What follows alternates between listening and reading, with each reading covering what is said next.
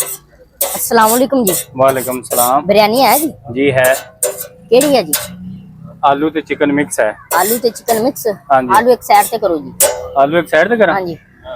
अज लगदा है बड़े गाहक आ गए, शुक्र अल्लाह दा जेड़े पैन वेच जाणगे सारे। बड़ा गाहक आ गया, आलू साइड करा के सारे पैक कराओ है। आलू आप खा लांगे या सुबह परोठे बना लांगे। शुक्र है अल्लाह दा, सारी खत्म हो जाएगी जेड़ी पई। आज बड़ा गाहक आया। हो चलिए जी भाईजान, होगी? हो गई जी? हाँ जी हो गई। 20 रुपए की बिरयानी कर दो जी। 20 रुपए की जी।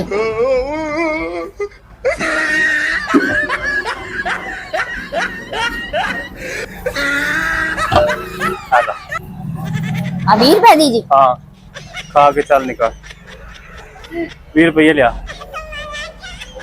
20 रुपये लिया, 20 रुपये लिया।